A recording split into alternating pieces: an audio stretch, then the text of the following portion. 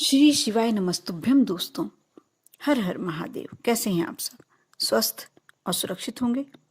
दोस्तों, रुद्राभिषेक ये तो कभी भी किया जाए हमेशा हमेशा शुभ फलदायी होता है, लेकिन महाशिवरात्रि के मौके पर इसका महत्व कई गुना बढ़ जाता है।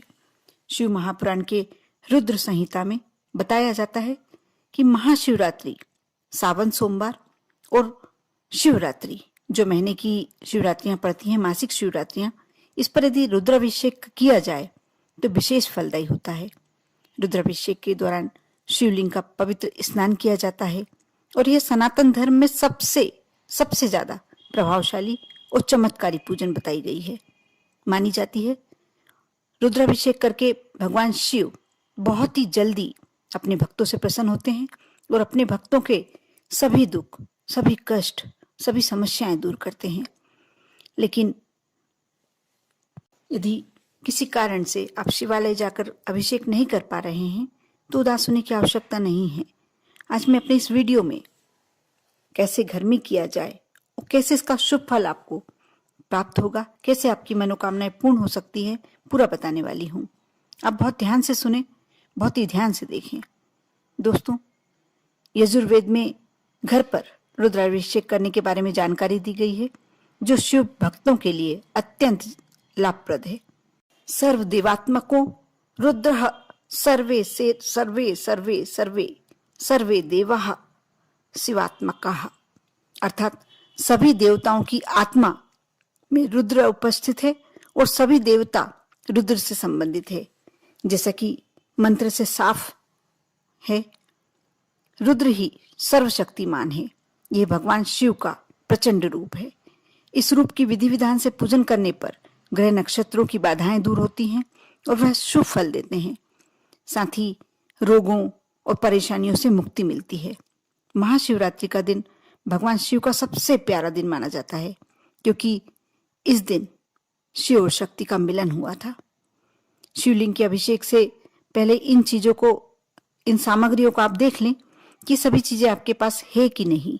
अभिषेक के लिए गाय का घी, चंदन, पान का पत्ता, धूप, फूल, गंध, बेलपत्र, कपूर, मिठाई, फल, शहद, दही, ताजा दूध, मेवा, गुलाब जल, पंचामृत, गन्ने का रस, नारियल का पानी, चंदन पानी, गंगा जल, पानी, सुपारी और नारियल, ये सारी वस्तुएं आपके पास होना चाहिए। पहले व्यवस्था कर लें। यदि कोई एकाध वस्तु नहीं मिल पाती है किसी कारण से, तो आप उदास नहीं होइए, क्योंकि ऐसा नहीं है कि आपके पास कोई वस्तु की कमी है तो भोलेनाथ आपकी पूजन स्वीकार नहीं करेंगे। भोलेनाथ अत्यंत भोले भाले हैं। आप यदि श्रद्धा से जल भी समर्पित करते हैं तो वह आपको मान्य करते हैं, उसका पूरा प्रतिफल आपको प्राप्त होता है। लेकिन जो रुद्राभिषेक किया जाता है वे एक अपने मन की श्रद्धा जताने का तरीका है। और रुद्राभिषेक आज के समय में बहुत ही जो कठिन काल चल रहा है, जो समय चल रहा है, परेशानी भरा समय चल रहा है, उसमें आप छोटा सा ये यदि कार्य अपने घर में कर लेते, आप मान कर चलिए, आपके घर में नेगेटिव ऊर्जा तो रहने वाली है ही नहीं। कोई भी दुष्ट आत्माएं, दुष्ट शक्तियां यदि आपके घर में प्रवेश भी कर चुकी हैं तो निकल जाएंगी। और ऐसा कोई दुख, कष्ट, यहाँ भोलेनाथ को आप विराजमान करके रुद्राभिषेक कर रहे हैं, कैसे रहेगा? हो ही नहीं सकता। सारे कष्ट दूर हो जाएंगे। आप अगर यदि आपके पास है तो आप सुगंधित पदार्थ अगर वगैरह तो शिवलिंग पर अर्पित करना चाहते हैं तो वह भी लाकर आप पूजन से पहले रख लें। इसके साथ ही शंगी, यानी गाय के सींग से बना अभिषेक का पात्र शंगी होता है। शंगी पीतल या अन्य धातु की भी बाजार में उपलब्ध होती है और ये मंदिरों में आप किसी पंडित से बात करके भी ला सकते हैं। रुद्राष्टई एकादशिनी रुद्री के 11 आवृत्ति पाठ किया जाता है।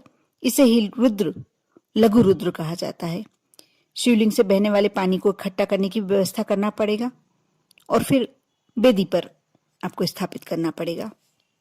आप घर पर रुद्राभिषेक करने के लिए पूरी तरीके से तैयार हैं, इसलिए सबसे पहले आपको मिट्टी का शिवलिंग बनाना है। अगर घर पर पारद शिवलिंग पहले से ही है तो ये भी आप बहुत अच्छी बात है, आप उस पर भी कर सकते हैं। इस पूजन की शुरुआत से पहले भगवान गणेश की आराधना की जाती है, फिर माता पार्वती, नवग्रह, माता लक्ष्मी, पृथ्वी माता, ब्रह्मदेव, अग्निदेव, सूर्यदेव और गंगा माता को पूजा करके आमंत्रित किया जाता है और उनके लिए आसन या सीटें तैयार की जाती है। इन सभी देवी देवताओं की रोली अक्षत और फूल चढ़ाकर पूजन करने के बाद, प्रसाद अर्पण करने के बाद शिवलिंग की पूजन की जाती है।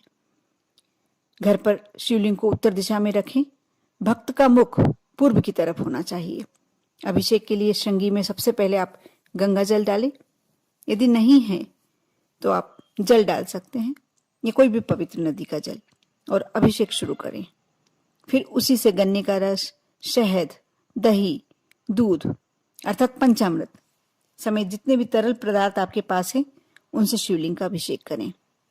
ध्यान रखें कि भगवान शिव का अभिषेक करते समय महामृत्युंजय मंत्र, शिव तांडव स्तोत्र, ओम नमः शिवाय या रुद्र मंत्र का जाप करते रहें।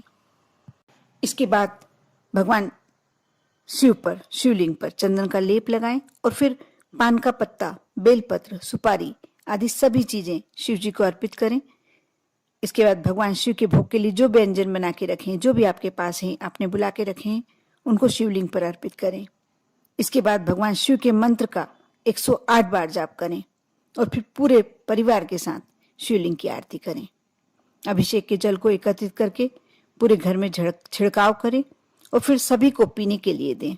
मान्यता है कि ऐसा करने से सभी रोग दूर हो जाते हैं। महाशिवरात्रि पर रुद्राभिषेक की पूरी प्रक्रिया से शिव मंत्रों का आप जाप करते रहें।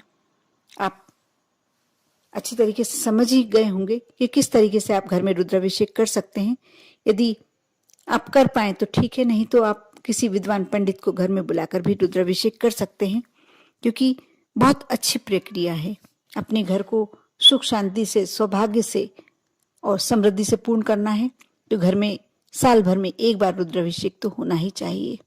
करें श्रद्धा के साथ, भक्ति के साथ, भोलेनाथ को पूरी मनाने की कोशिश, प्रयास। आपको महाशिवरात्रि की ढेरों ढेरों शुभकामनाएं। ओम नमः शिवाय।